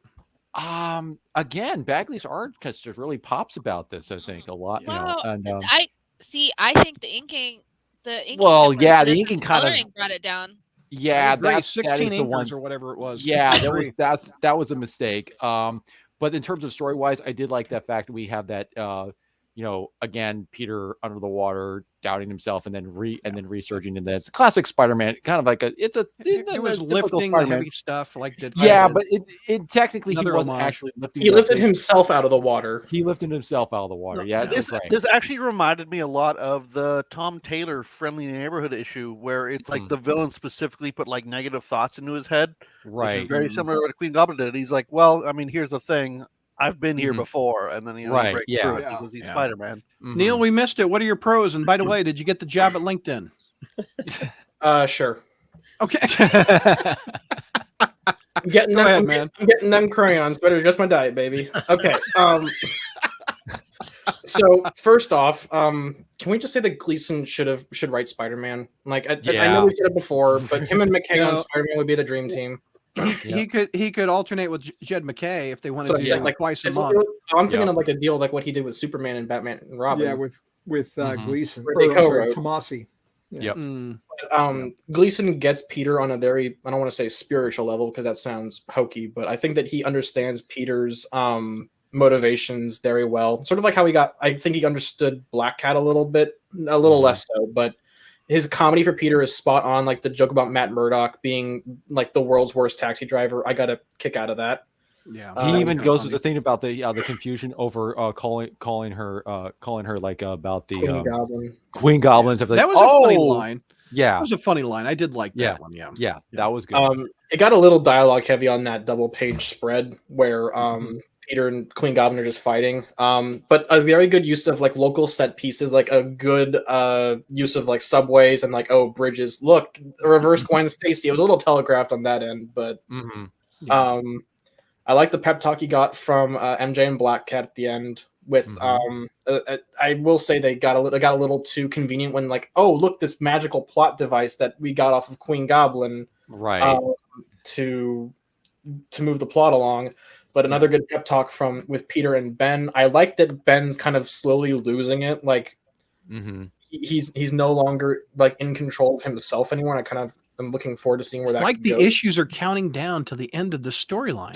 Yes. Yeah, and also another big pro. The plot's moving along at a good pace now. It is. We're not spinning our wheels with slingers. It's unfortunately not made up the time it wasted on the first couple, like the first 6 issues. That but is very true. It's definitely moving at a reasonable pace now that we've caught up. Agreed. So how many issues should this storyline have been, Neil? What do you think? 10? What? How many is it now? We got 75 to 90, right? Yeah. Plus Dot Bay issues. So it's 19. So it was like 25 or something? Is that 24, what it was? I think. That is so padded out. It's not even. Yeah, it is. Yeah. So padded out. Unbelievable. Especially since you kind of already knew like about Beyond was what was already out there. Temporary, yeah. We'll go get to that later. Did we hit pros? We're in pros actually. We're on pros. I mean, have we? Everybody said that last different page. pros. Anything we haven't mentioned yet? I got that's a splash page. Yeah. Go ahead, Bruce. In addition to being in Steve Ditko's hometown, I'm also in Wayne Foucher's hometown, and he did ink that page. He shared it on one of my Facebook. Get out of here! That's cool. Yep. Wayne's from Jonathan. Nice. He inked that page where he jumped up out of the water. Nice. Yeah, that is a cool shot. In one of my Marvel collectible groups, but. Was he born in? I don't think he was born here, but I taught his children in my high school where I teach, and I've been with Wayne several times over the years. But yeah, so he's from John. Did you say you taught him? You were his teacher? No, I taught his children. Wow. A few years ago. So cool. So that's kind of cool that he did that, in this issue. But neat. And the jump from the water, I didn't realize that Peter had that much energy right now, but that also reminded me very much of the Amazing Spider-Man #1. The Vulture dropped him in a water tower back in the first issue, and he did the same thing. So that was kind of like about that, like a tip of the hat for that one. The funny thing is, even the editor at the end of that issue said, "We're rapidly approaching the end of Beyond." So he was even excited, like we are, that they're rapidly approaching the end of Beyond. God, it's finally over. We're releasing so much pad, we can actually tell a story. Editor. Yeah, we're finally reaching the end of Beyond. Right. And just another pro for me is just I really like the Parker Bros thing, just treating each other as brothers. Just it always just makes me smile. I want Kane. Where's Kane to be part of this? He's watching. He's watching. All right, Neil, you ready for cons? You gave an A. I don't think you have many. I actually do have a couple. They're small ones. The inkers, the 15 inkers, right? Yes. Well, that's one of them. Except for the one in Bruce's hometown. Yeah, okay. So aside from John Dell, they all put on a really good show. You can tell which pages are John Dell because it's like pages that have like incomplete inking. Like you can tell that they were just kind of scratched together with bad pen. But you can tell which one is doing which, and it feels very inconsistent across all of them because one will give basically like really thick, juicy lines, and the other will be like, oh, I can cut this line apart and it'll just collapse the whole thing. Another plot, not a plot issue, but colors. Yeah, I get to do it for once. You can tell which artists are doing which colors. Those first like 3 or 4 pages are done by I think what's his face, Valenza, and then you can tell it switches over to Dijo Lima, and then it's immediately obviously it switches over to Crossley. Then I think by the time Peter hits the waters when is when it switches over to Crossley, but you can tell who is doing which pages, and it's very stark differences between them. They're all good. It's not like we're getting Hollowell for colors, but you can tell who's doing what. And like 88.bay, it does feel very noticeable when they transition from one to the other. And that's not really like it's a bad thing, but it's not like, a deal breaker. It's just something you kind of notice if you pay really close attention to interior art. Yeah. Bruce just sent me the inked picture of, what's his name again? Wayne Foucher, and that's the first time in his 30-year career that he's ever worked with Bagley, like worked on Bagley's pencils. Wow. They Are you work okay, well Kelly? together. That looks good. What happened to Kelly? I'm okay. Okay. Okay. Anyway, he did a great job. Yeah. Oh yeah. Yeah. Nice. He's a good inker. He's a good inker. Yep. Yeah. Very cool. Go ahead, Mike. I was going to say in terms of like con thing. I mean, it's more like a thing that noticing it from all these Beyond issues. For aside from the fact that it took a long time to get to this point to point out the obvious that Beyond is bad and basically orchestrated this whole thing to basically get rid of Spider-Man so Ben could be in there. Yeah, we all knew this. Also, I don't think I kind of get the thing with Maxine Danger's thing. It's like it feels like her characterization feels really inconsistent. Like sometimes issues it seems like that she's in over her head, like what happened with because when Ben went off, decided to leave, and she's like, wait, what? But now in these last two issues, she's like, oh yes, everything's working exactly how I planned it out, or whatever it is. It's like a Greg Weisman villain. Yeah, right. It's just like, right. Gargoyles reference for those who don't get it.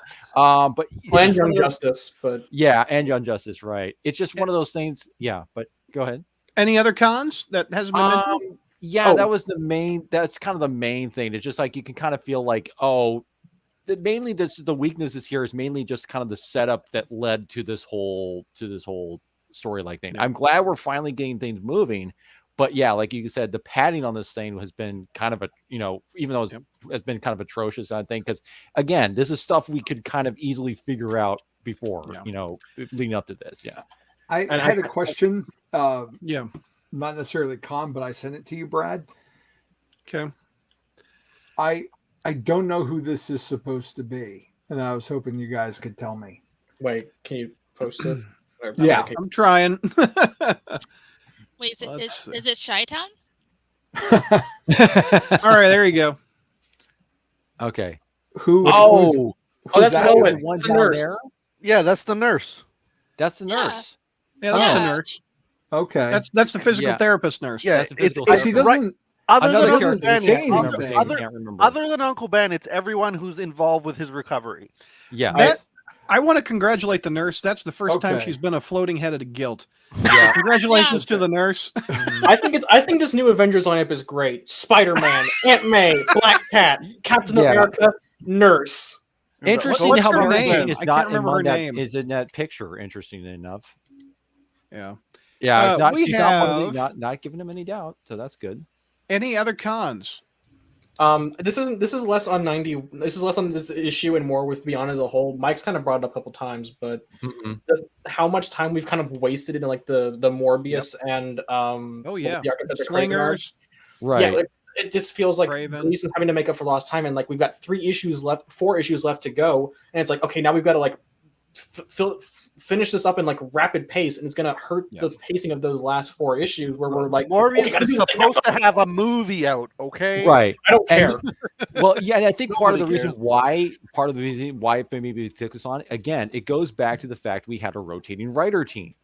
And however, on all the early on, how all these different rotating writers, they kind of wanted to do their own thing, but that also kind of made things a little bit disjointed and kind of slowed things down a little bit. Whereas if you had like one writer working on this thing, and then we would have probably had writer went over to Substack. Yes, right. Yeah, sadly, yeah. He's just a college football recruiter now. I mean, right? Yeah, yeah, but easy.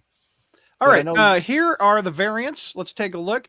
Is that a Gleason? No, that's a Roge Antonio. Yeah. And we have Patrick Gleason. That looks kind of cool. That looks pretty cool. I'm not feeling that one. What's up with that? It's the that bandage. what Those are bandages. Those are band-aids. He's literally they're wearing Band-Aids. the hospital. He's literally wearing like his hospital, like bandage stuff. Like it's like showing how he just came out of the hospital. It was that bandage though. I know it It's a wasn't that carry-on. bandage, but yeah. And that is not. That's Art Adams, I thought. Yeah, No, it is. that's That's the original cover. Yeah, that's I okay. like that one best. Real quick. Janine, Robbie, and Glory never appear in this issue. In this No, issue, Janine, no, Janine does, That but like cover feels like it should have been for the last issue. Almost. It does. Yeah. Yeah, Yeah. very much so. All right, guess what? We did it. Yay! We did Yo! 6 issues let's go baby. in an hour 45, which is unheard of. Mm-hmm. Thanks to my flashing of the camera. I'm sorry. Whoa. Whoa. Crazy, Well, I you mean, know? Neil did almost kill me. So Yeah, that you is wanted true. that- Neil that- did almost kill that you. job there, Douglas. You may want to refrain from the. I feel in a weird way. I feel bad, but I also feel a sense of pride in being able to kill someone by making them laugh. Right. I'm yeah. the Joker, baby. I started choking. Yeah, like So we basically can't what Heimlich you're you saying- from here. So basically, what you're saying, Neil, is that you have the Dial 911. Queen. Yeah. You have Queen Goblin's powers now. Basically, Real quick, To I kill want to kill go yourself over. there. If you liked what we did here, wait, there's more. Go over to patreon.com/crawlspace, and we are going to review. I think that's 13 books. I could be wrong. Yes, 13, because you said we weren't going to do all the smaller ones. Yeah, I didn't want to do the ones that came out this week either, because my gosh, that's just a lot. So sign up at patreon.com/crawlspace, and you can watch us review these books. And we had a question real quick from Chris. Will you guys be on tomorrow night? Nope, Chris, we were. I was going to record 3 months of Spider History with JR, but life happens. So JR and I are going to do that in March sometime. So we're going to get 3 months recorded all at once. So everybody, thank you for watching. By the way, of the panel here, are you all sticking around for satellites? Who's sticking around for satellites? Neil, Kelly, We had to. Javi, Tyler, Mike, and Bruce. You sticking around, or you got to? I will probably watch from the sidelines because I enjoy, Okay. because I need to catch up on Devil's Reign actually, so I'm still kind of behind on that. So, but yeah, Bruce, but you I sticking will around? You enjoy got to the- go. Stick around for a little while, sure. Okay, Thank cool. you. Okay. All right, let me roll the outro. Thanks, everybody.